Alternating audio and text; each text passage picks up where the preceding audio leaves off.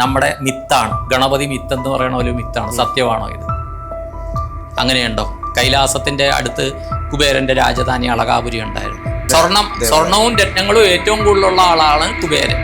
അവിടെ എങ്ങനെ ഈ സ്വർണ്ണഖനനം നടക്കുന്നു? ഈ പറയുന്ന കൈലാസത്തിനടുത്താണ്. പ്രത്യേക അക്ഷാംശവും രേഖാംശത്തിലും ഉള്ള സ്ഥലമാണ്. എങ്ങനെ നടക്കുന്നു? അദ്ദേഹം പോയി വന്ന അനുഭവങ്ങൾ പറയുന്നുണ്ട്. ഇപ്പോൾ കാണുന്ന ഗോമുഖിൽ നിന്ന് ഉള്ളിലോട്ട് പോയിട്ട് വേറൊരു ഗോമുഖമുണ്ട്. അവിടെ കണ്ട് നമ്മൾ ഈ ബാലെ കാണുന്ന പോലെ രാജാപ്പാട്ട് വേഷങ്ങൾ ധരിച്ച ആൾക്കാർ അവിടെ ഉണ്ടെന്ന് പറയുന്നു. എല്ലാ കാര്യവും ശാസ്ത്രീയമായി കണ്ടെത്തി എന്ന് പറയാൻ പറ്റുമോ? ഞാനെന്ന് ഈ ശരീരത്തിൽ വർക്ക് ചെയ്യുന്നതിൻ്റെ രഹസ്യം എന്താണ് ശാസ്ത്രത്തിന് കണ്ടെടുക്കാൻ പറ്റിയിട്ടുള്ളത്? 2 ബ്രെയിനും ഡാമേജായി. 2 ബ്രെയിനും മെനിഞ്ചൈസ് എന്തോ വന്നിട്ട് കുറച്ച് ഈ 2010 ശേഷമാണ് ഡോക്ടർ ശ്രീ രാധാകൃഷ്ണ പണിക്കർ സാറിൻ്റെ ബുക്ക് വായിച്ചാൽ അറിയാൻ പറ്റുമോ? ഇതല്ലേ ഇവരെല്ലാം ചെയ്യുന്നത്? വിശ്വസിക്കുകയാണെങ്കിൽ വിശ്വസിക്കുക, ഇല്ലെങ്കിൽ വിശ്വസിക്കുക. അല്ല, വിശ്വസിച്ചാലും വിശ്വസിച്ചില്ലെങ്കിലും ഇപ്പൊ നമ്മൾ പ്രകടന പത്രിക വായിക്കും. അക്ഷരം പോലും അറിയാത്ത കാലത്ത് വാൽമീകി രാമായണം എഴുതി, എഴുത്തച്ഛൻ രാമായണം എഴുതി, കമ്പരാമായണം ഉണ്ട്, തുളസീദാസ രാമായണം ഉണ്ട്. പക്ഷേ ഇതേ കഥാപാത്രം എങ്ങനെ ഇന്തോനേഷ്യയിൽ ശ്രീരാമൻ വന്നു? എങ്ങനെ കംബോഡിയയിൽ ശ്രീരാമൻ വന്നു? എങ്ങനെ ശ്രീലങ്കയിൽ ശ്രീരാമൻ വന്നു? ഇപ്പോൾ ഇവിടെ ഒരു ശ്രീനിവാസപ്പയ്യും ഒരു രാഹുൽജിയും അബാക് മീഡിയയുടെ സ്റ്റുഡിയോയിലിരുന്ന് സംസാരിക്കുന്നുണ്ട്. നിഴൽ പ്രപഞ്ചത്തിൽ ഇതേ സംഭവം നടക്കും. അപ്പം നമ്മുടെ എല്ലാ കാര്യങ്ങൾക്കും ഒരു മായ, നമ്മൾ മായയാണെന്നാണ് പറയുന്നത്. പരിമിതികൾ ആരുടെയാണ്? നമ്മുടെ.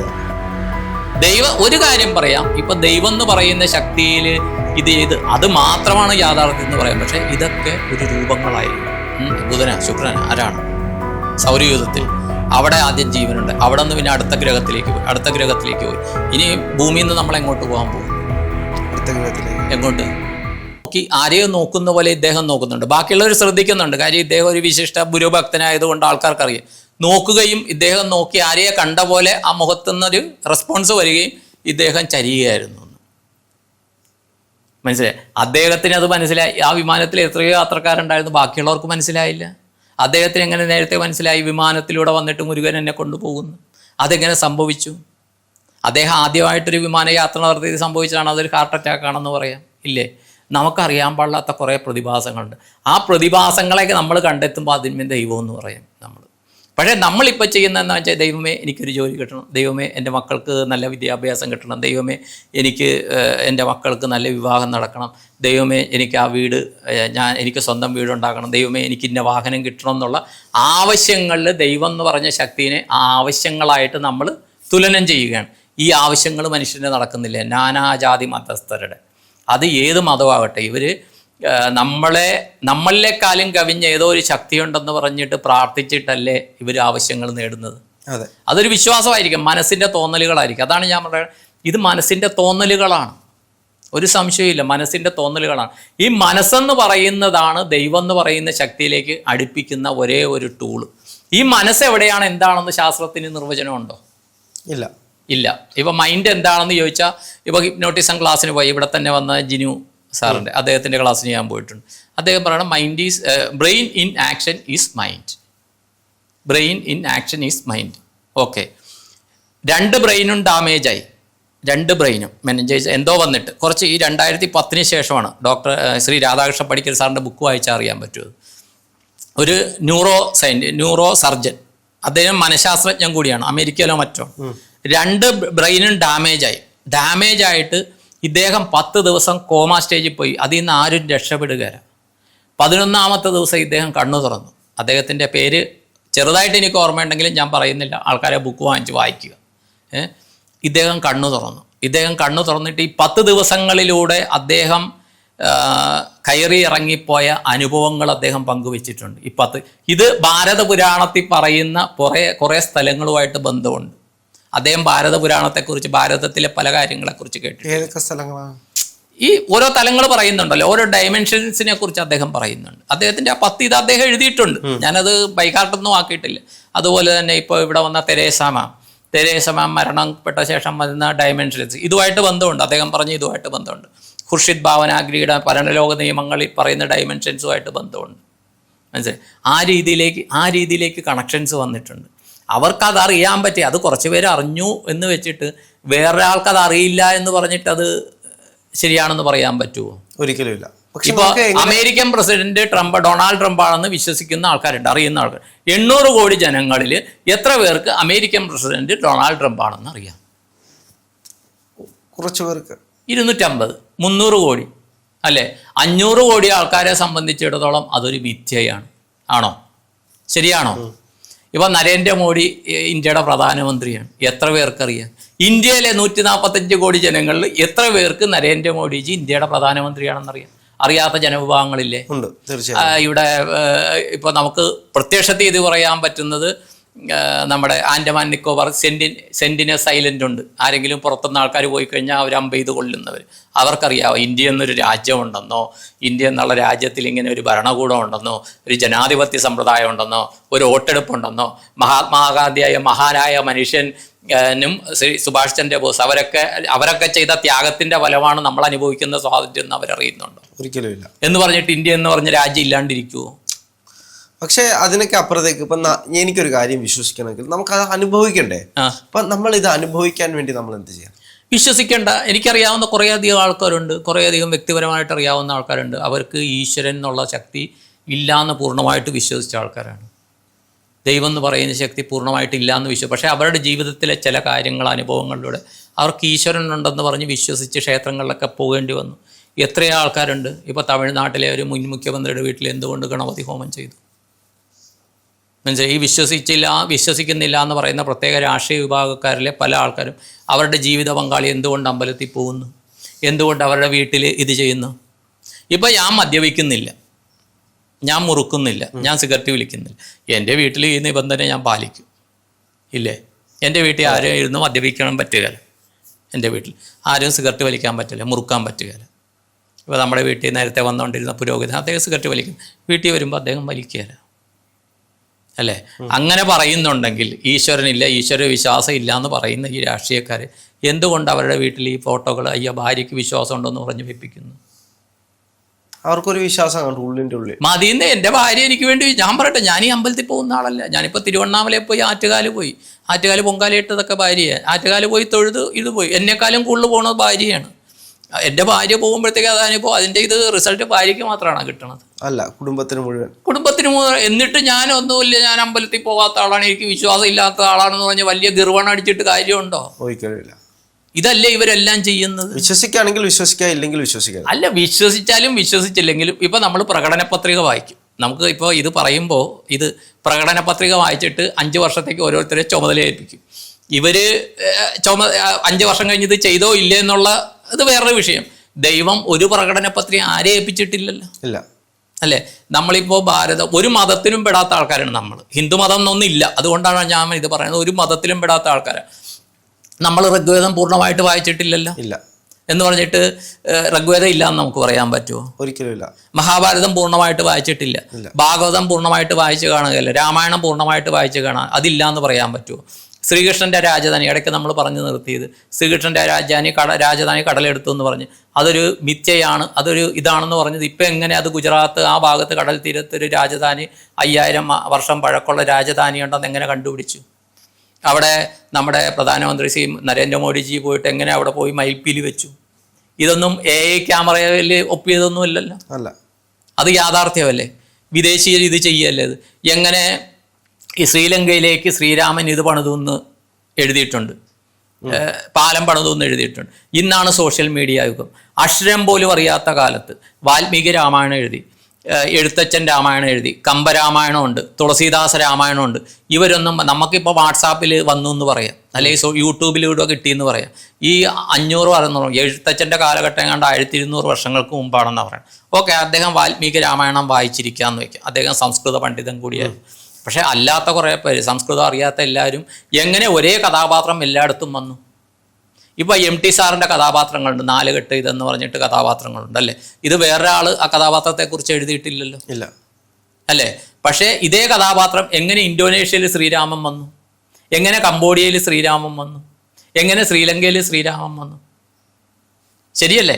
അപ്പോൾ ഒരു കാര്യം ഇല്ലാത്തത് എങ്ങനെ വരും? ഒരു കഥകൾ ഇവിടെ നമുക്ക് പറയാം, മുത്തച്ഛി കഥകളാണ് ഭാരതത്തിൻ്റെ പല ദേശത്ത്. ഈ പറഞ്ഞ വേറൊരു രാജ്യത്ത് കിടക്കണവർക്ക് എങ്ങനെ കിട്ടിയെന്ന് ഇത് ചിലപ്പോൾ ഇവിടുന്ന് ആരെങ്കിലും പോയി അല്ല, അത് നമുക്ക് തർക്കത്തിന് വേണ്ടി പറയാം. പക്ഷേ ഇതിൽ നമ്മൾ പഠിച്ച് പോകുമ്പോൾ നമുക്ക് മനസ്സിലാകുന്നത് എന്താണെന്ന് വെച്ചാൽ, നമ്മളിപ്പോൾ സ്വപ്നങ്ങൾ കാണും.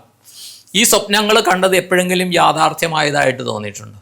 ഇല്ല, ഒരിക്കലും തോന്നിയിട്ടില്ല. ചിലതൊക്കെ നമുക്ക് എവിടെയോ കണ്ടു മറന്ന അതാണ് സത്യം. കാര്യം പഠിച്ച് പോകുമ്പോൾ നമ്മൾ കാണുന്നതും കേൾക്കുന്നതും ഈ യൂണിവേഴ്സിലില്ലാത്ത ഒരു കാര്യവും നമ്മളിലൂടെ പോകില്ല. ഇത് മൈൻഡ് പവറിൽ അദ്ദേഹം പറഞ്ഞു തന്ന ഒരു കാര്യമാണെന്ന്. കാര്യം മൈൻഡ് പവർ ക്ലാസ്സിലാണെന്ന് തോന്നുന്നു പറഞ്ഞു തന്നു. ഈ യൂണിവേഴ്സിൽ ഇല്ലാത്ത ഒരു സാധനവും പിക്ചറായിട്ട് നമ്മളിൽ വരില്ല. എല്ലാം നമ്മൾ കണ്ടതിൻ്റെ ഈ മനസ്സെന്ന് പറഞ്ഞാൽ മനസ്സിൻ്റെ ഭാവം എന്ന് പറഞ്ഞാൽ പിക്ചറാണ്, പിക്ചറൈസേഷനാണ്. മനസ്സിലായി? അപ്പോൾ യൂണിവേഴ്സിൽ ഇല്ലാത്ത ഒന്നും വരും. ഇതെല്ലാം നമ്മുടെ ഉള്ളിലുണ്ട്. ഇത് നമ്മൾ തേടിപ്പോയി കഴിഞ്ഞാൽ ഇപ്പോൾ യൂണിവേഴ്സിൻ്റെ അന്ത്യവും ശാസ്ത്രത്തിന് കണ്ടുപിടിക്കാൻ സാധിച്ചിട്ടില്ല.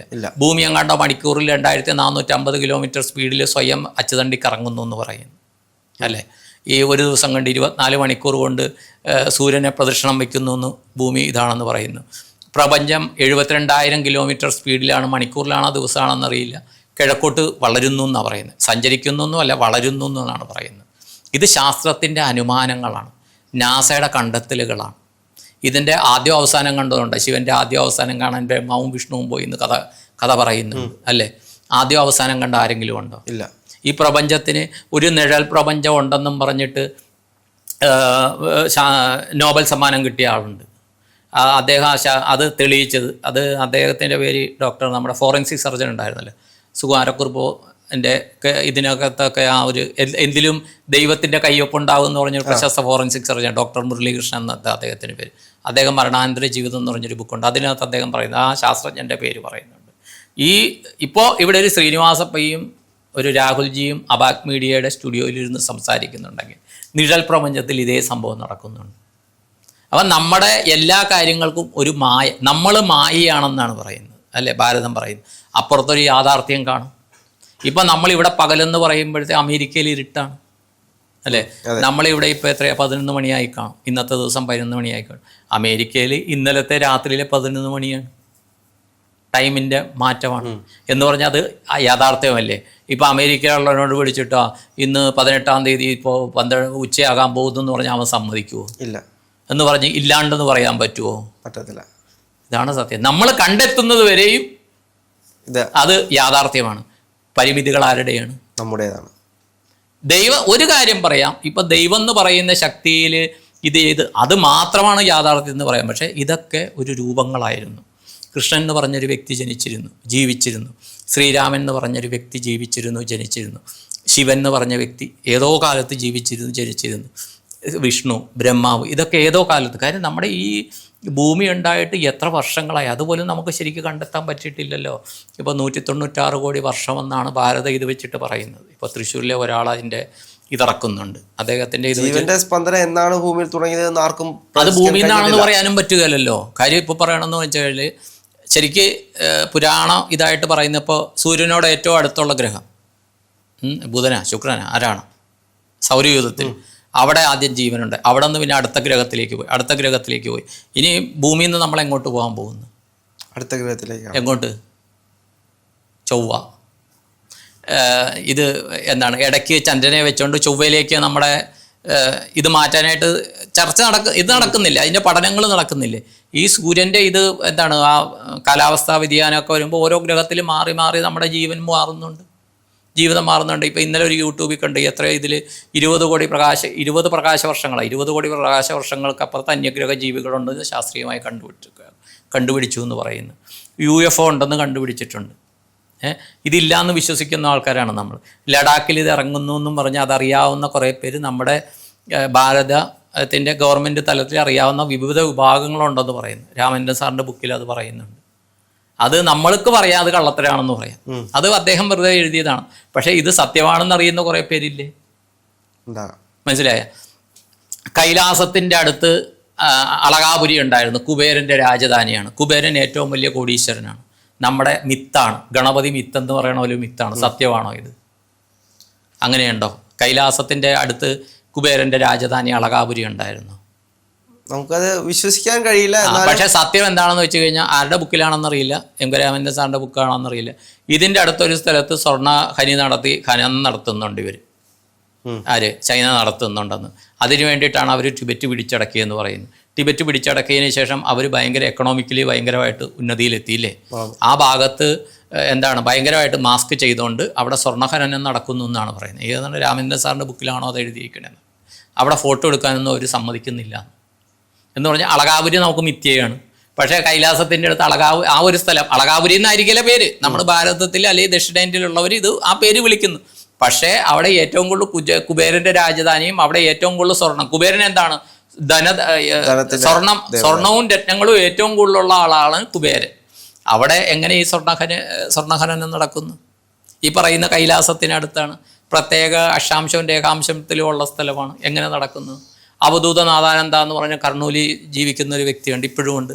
അദ്ദേഹം സിദ്ധാശ്രമം എന്ന് പറയുന്ന സ്ഥലത്ത് പോയിട്ടുണ്ട്. ഗ്യാൻഗഞ്ച് എന്ന് പറയുന്ന സ്ഥലം സാധാരണ ആൾക്കാർക്ക് പോകാൻ പറ്റാത്ത വേറൊരു ഡയമെൻഷനിലുള്ള ലോകമാണ്.